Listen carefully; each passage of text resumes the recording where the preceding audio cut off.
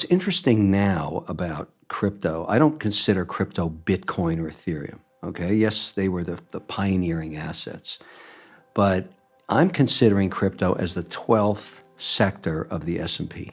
It hasn't been declared that yet, but I think that's where we're going. And so when you talk about running a mandate like I do for institutional clients or institutional mindset, they say to themselves, okay, in a normal world where I understand each of the 11 sectors of the S&P, I may allocate the largest I would allocate would be 20%, let's say, to technology. That's generally the max in a mandate. And maybe you do 3% in energy because your ESG concerns are there and all the rest of it. But you're dabbling in all 11. I'm now dabbling in crypto as if it was the 12th. So that means I don't need a mandate to do that. I'm doing that because I'm able to get my compliance department to agree on certain coins, tokens, assets, but they have no interest in just buying Bitcoin. I get Bitcoin. That's one asset. It's just like when you say, I'm going to have 20% in tech. There's 1,000 companies to choose from to build that position. So for me now to actually get into crypto, I need multiple positions because I'm mandated to have diversification. So yeah, I own Bitcoin. Yes, I have some Ethereum. I have some Litecoin. I have some USDC, but there's much more coming. And I'm at 3% right now, waiting in a mandate. That's not a lot. I'm on my way to 7% by year end. That's a lot. And that's starting to be where I consider myself a participant in this market. But I'm having to do it different than maybe you or Pomp or a lot of the guys that were pioneers. I don't have the option to be a cowboy. I can't do that. I have three problems on that front. Number one, I have to get my internal compliance officer to agree.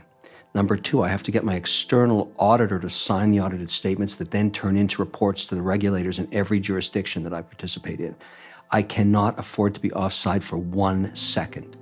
So that's taken a lot of time. That ain't easy. And that is where we sit. And I'd say to you, that's good and bad news. It's good news that I've been able to do it. It took me almost half a year. But the upside is that there's trillions of dollars of the people I service that want to do the same thing. If we could just get the regulator on side to tell us what the rules are, it's like football. You can't play football if you don't know the rules. We need the rules. Then you're going to get a massive allocation to crypto. What is 7% in real numbers?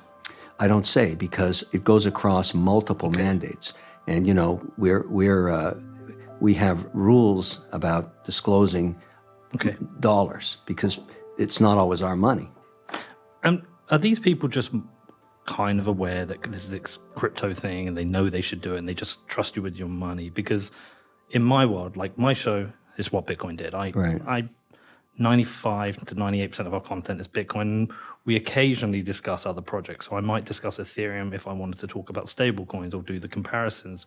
But in my world, Bitcoin is very different from crypto. I actually consider them two different things. All they share is the fact that they both use a blockchain and cryptography. Yeah. But what they are trying to achieve, for me, are very, very different things. So is there just this wider desire for people to invest in crypto and they don't really care what it is, and it's for you to decide the investments? No, when it comes to crypto, because of the compliance and the regulations and where we're at, I don't put other people's money into crypto mandates. I'm very fortunate to have my own operating companies, multiple operating companies that I control in the case where this crypto is 100% control. So I am allowed, but I have to be compliant anyways, because when you have a compliance department, it's because you've been able to grow business. I have multiple investments in financial services companies, many of them which are reporting and regulated. So I can't be offside.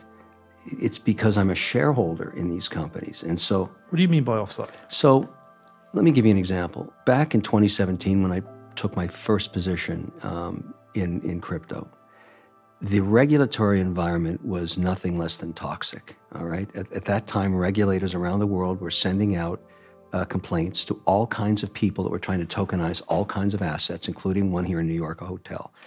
It was a poop show. And you can say a shit show. Yeah, it was, and you just can't get involved in that when you're reporting and being compliant in many other jurisdictions.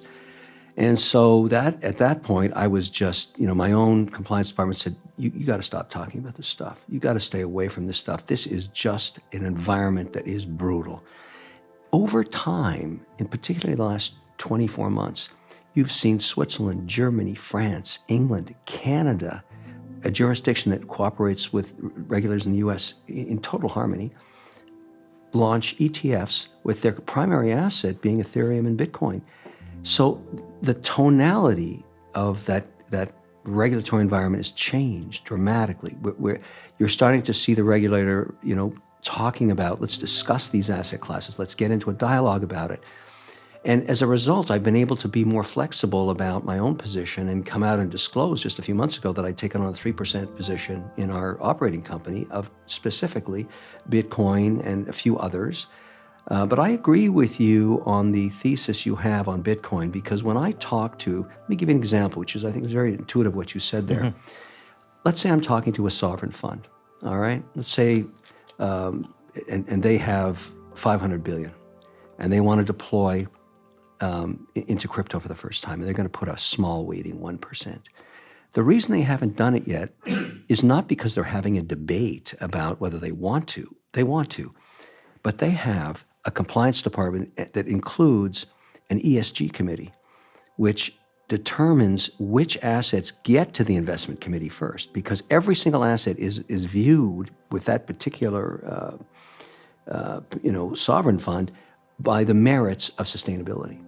And so just, at Bitcoin 2021, there was a huge debate going on. Elon Musk was involved. I'd made some statements about it because I'd learned from the pensions that they weren't going to get involved in it because it was not ESG compliant. The Chinese were burning coal to make electricity, to mine and get awarded coins. That was a nightmare. And so the reason Bitcoin is still not yet an institutional product is we have not got around this issue of sustainability. It's getting addressed, and I'll give you an example. This is a shout out to a company I am a shareholder in, Hut 8, all right? Jamie Leverton. Yeah, she's great. She is great. I met her through a real estate transaction, and we started having a discussion like you and I are right now about ESG. She said, look, I'm ESG compliant. But what I like about her company is that I can buy her equity, which I did at that time. I think I'm up 69% in the mandate that's in, because she claimed, and she was right, that she is in direct vol. In other words, the correlation between the price of Bitcoin and her stock price is 1-to-1.